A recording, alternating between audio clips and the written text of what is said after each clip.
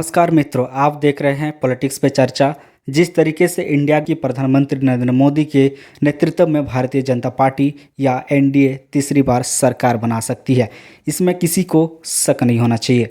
Result जो भी आए, पर देश में इस तरह की चर्चा आम हो चली है कि टॉप टास्क मास्टरमाइंड प्रधानमंत्री नरेंद्र मोदी ने भारतीय जनता पार्टी के नेताओं कार्यकर्ताओं को आगामी लोकसभा चुनाव में अकेले दम पर 370 सीटें जीतने का जो टारगेट दिया है वो आसान भी नहीं है। आपको बता दूं कि आसानी से 370 सीटें जीतना मुमकिन भी नहीं, फिर भी आपको पता होगा कि 2019 के लोकसभा चुनाव में भारतीय जनता पार्टी ने 303 सीटें अकेले दम पर जीती थी। इसका मतलब ये हुआ कि कम से कम 67 एक्स्ट्रा सीटें जीतने का टारगेट प्रधानमंत्री नरेंद्र मोदी ने दिया है। एनडीए को उस चुनाव में कुल 353 सीटें मिली थी, लेकिन इस बार भारतीय जनता पार्टी 370 सीटें आसानी से नहीं जीत पाएगी। वोट प्रतिशत बढ़ सकता है, कोई सीटों पर जीत का अंतर बढ़ सकता है। राज्य की जो वर्तमान स्थिति है वो सीटों के नंबर बढ़ने की इजाज़त नहीं देती है। हालांकि भाजपा के पास नारा है मोदी है तो मुमकिन है, लेकिन नारे और हकीकत में फ़र्क होता है दोस्तों पिछले चुनाव में काफ़ी जोश से भरी थी भाजपा, इसीलिए साल 2019 के लोकसभा चुनाव में बहुत कुछ ऐसा हुआ था जो भाजपा को उत्साह से भर देता है, क्योंकि अनेक राज्यों में पार्टी ने सर्वप्रथम प्रदर्शन किया था। दिल्ली, हिमाचल प्रदेश, उत्तराखंड, गुजरात और हरियाणा में सभी सीटें बीजेपी ने ही जीती। राजस्थान, मध्य प्रदेश, छत्तीसगढ़, महाराष्ट्र, कर्नाटक, झारखंड, असम, अरुणाचल प्रदेश, गोवा और जम्मू कश्मीर जैसे राज्यों में यत्र तत्र एक दो सीट न हारी होती तो भाजपा यहाँ भी 100 में से 100 नंबर लाने वाली थी। ऐसे में इन राज्यों में कोई बहुत बड़ा उलटफेर नहीं होने वाला, एक दो सीटें इधर या उधर और बस गेम ओवर। इसके अलावा उत्तर प्रदेश में भाजपा के लिए हो सकता है मौका दोस्तों। जी हाँ, उत्तर प्रदेश में जरूर संभावना बनती हुई दिखाई दे रहा है।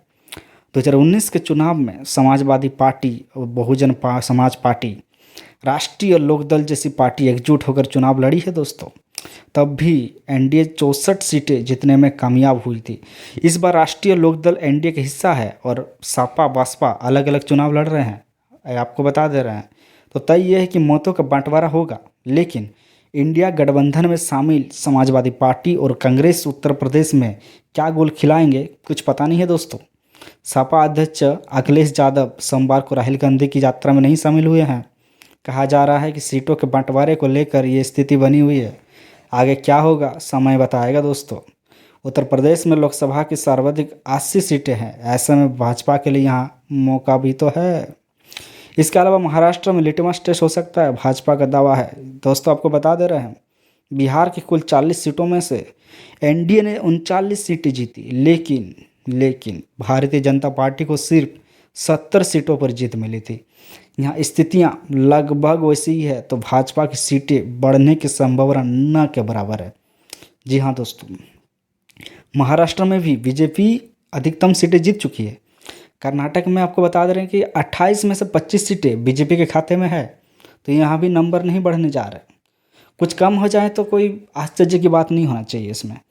महाराष्ट्र में बाल ठाकरे की शिवसेना और शरद पवार की एनसीपी को तोड़ने का क्रेडिट भाजपा के खाते में है दोस्तों। बाल साहेब ठाकरे और शरद पवार दोनों महाराष्ट्र में सर्वस्व स्वीकार्य रहे हैं। ऐसे में भाजपा का दावा यहाँ लिटमस टेस्ट भी हो सकता है।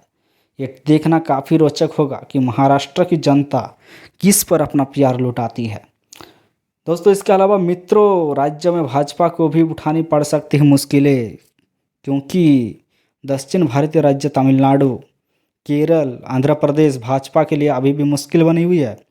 यहाँ 2024 में खाता खोलकर भी भाजपा खुश होगी। इन 3 राज्यों में से जितना फायदा होगा, आशंका बनी हुई है कि कर्नाटक में उससे ज़्यादा नुकसान हो सकता है। भाजपा पश्चिम बंगाल और उड़ीसा बीजेपी के टारगेट के बीच चाइना वॉल की तरह खड़े हैं। इन 3 राज्यों की 76 सीटों में केवल 28 सीटें भाजपा को मिली थी। अब इन राज्यों में भाजपा कुछ आगे भी बढ़ जाए तो भी 370 का आंकड़ा मुश्किल ही लगता है। बावजूद इसके राजनीति में कुछ भी असंभव नहीं कहा जा सकता है दोस्तों। अंकों के हिसाब से विपरीत हालतों में भी अगर भारतीय जनता पार्टी 370 का आंकड़ा छू लेती है तो प्रधानमंत्री नरेंद्र मोदी का कद किसी भी भारतीय राजनेता से ऊपर हो जाएगा।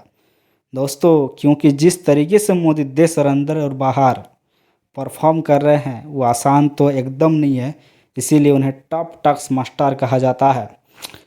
दोस्तों, इस खबर में आपका क्या राय है, आप हमें कमेंट सेक्शन में बताइए और चैनल को सब्सक्राइब करना ना भूलें। जय हिंद, जय भारत।